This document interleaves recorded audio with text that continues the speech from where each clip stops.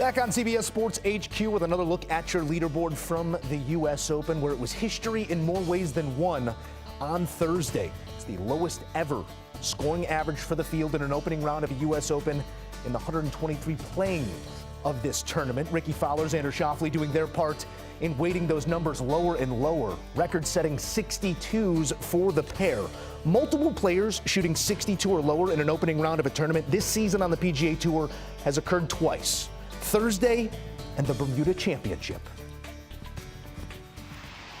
And for more on the matter, we say hello to Mark Immelman, our man inside the ropes. Mark, interesting day Thursday at the U.S. Open, and I want to start right there. 62 opened some eyes, but they were not alone in their picking apart of LACC. What did you make of the test on Thursday? Well, it was kind of the test that wasn't, to be honest with you. Look, the golf course was fantastic. You could see the USGA was a little circumspect with how they set the golf course up, in my opinion, because the word on the street was they were going to spritz the place, keep it sort of dampish, I would say, not too wet, really, because when you have maritime golf courses or golf courses close to the coast, like this one, LACC, you always run the risk of the conditions changing, and leading into the event, there was very low humidity, and so the golf course was quite firm in practice. And so you could see maybe the greens weren't as fast today. The fright factor was sort of removed. They were receptive. One thing, though, the fairways were rolling out, so those big, wide fairways were playing a little narrower. And the only really part of the golf course, to me, that looked like it had the bite, the fangs that we were all expecting, was the rough, because if you were in the rough, you had your hands full. So I'm expecting that things will toughen up over the next few days. But here's the thing. There are some controllables and there's some uncontrollables. The USGA can't control hole locations and firmness of golf course tomorrow. There's no doubt about it. We also saw up tees at 3, 7, 10, and 11. Perhaps they bring those back. They pin it a little more difficultly, and they leave the water off of it. Where do you expect the USGA to add those teeth here overnight? The test, how do you expect it to differ on Friday? Well, like I mentioned, the controllables, they can do hole locations more difficultly, because I thought the first day hole locations were in spots where you could spin balls off slopes and stuff to some of them. So you can toughen up hole locations, and then you can just take moisture off the golf course. Don't give it any water overnight. I'm not sure they would give the greens an extra roll, an extra cut, because you run the risks then of the uncontrollables taking over, like we saw Shinnecock a few years ago, and those uncontrollables are, of course, wind, which we saw nary a breeze today. Moisture, we saw very little because of the humidity. And then, of course, you're looking at cloud cover as well. And so with the cloud cover today, the golf course did retain some of its moisture. So if those take precedence, then it's going to stay more of the same. If not, the USGA can make this place very, very difficult. About a 5-shot difference between the opening round at Shinnecock and what we saw Thursday at LACC. They could have pinned the things on the collars. It looked like Rickie and Xander had the answer no matter what here in the opening round, Mark. 62, no matter what the situation is, on what course, is worth an applause and a tip of the cap. I want to pose it to you this way as we explore it a little further. Who do you think of those two individuals has a more sustainable game to carry, not those types of numbers, but championship-type numbers over the next 3 days? Moose, that's a really good question, because to me, you know, the examination in golf is day by day, hole by hole, shot by shot, and obviously week by week. And right now, Rickie is looking very sound. I mean, 10 birdies in an opening round of a major championship. Kind of saw this coming, perhaps, you know, because the game had been trending with the work with Butch Harmon. And as you look here through the event, the California boy in Fowler, who will have the lion's share of the support, that could lift him. But I still feel like Xander is a major champion in waiting. His form has been really sharp.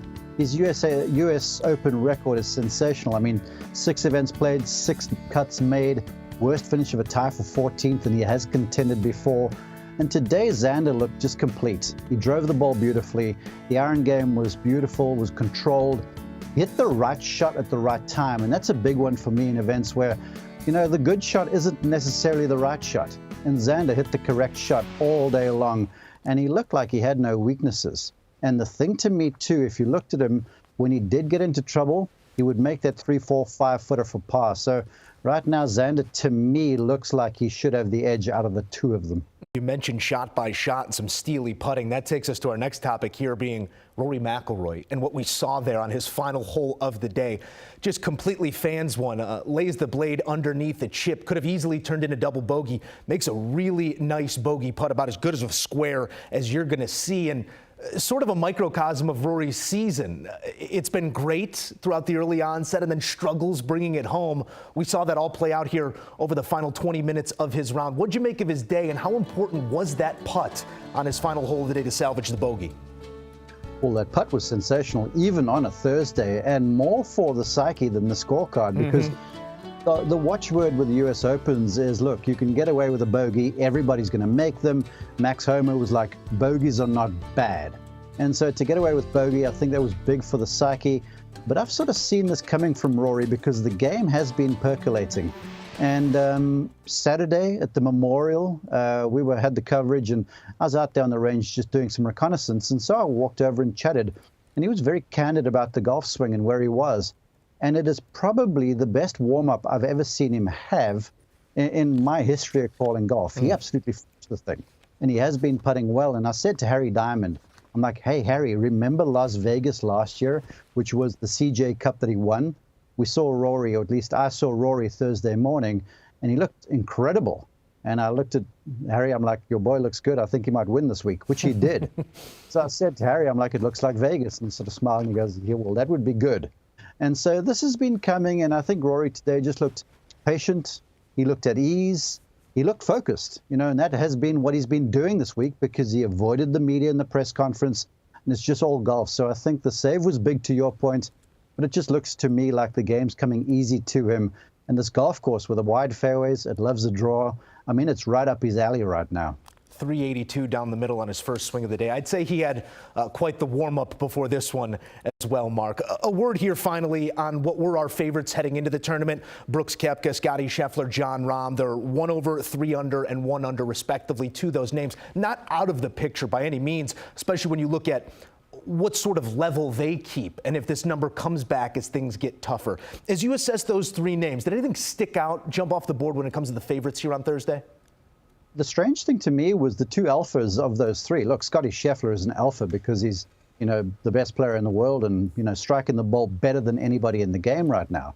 But the 2 alpha personalities are Brooks Koepka and Jon Rahm. And both of them were overshadowed by guys in their group today. In the morning was Rahm, who was outplayed roundly by Xander Schauffele, and Rahm looked like the red-headed stepchild, which is kind of weird. And then Koepka in the afternoon, everything was expected of him, and he was soundly outplayed by Rory too, and Brooks just got off to a really ragged start, kind of guts the thing out, hung in there with a putter, and, put up 1 over par, which was admirable, but there's a lot of work to do for him tomorrow morning. So Rahm and Brooks both were overshadowed some. And then Scotty, I was just happy to see him making some putts. And but for a 3-putt on the last, he looked very sound. So the 3 of them not completely out of it, but they certainly have to turn the table some to get into contention for Sunday afternoon. A little different wand in the bag for Scheffler. We'll see if it's the difference, if he can hold more putts, because the ball striking has been world class. Speaking of world class, our guy Mark Immelman, always on the mark. Appreciate you, my friend. Nice to be with you, Joe.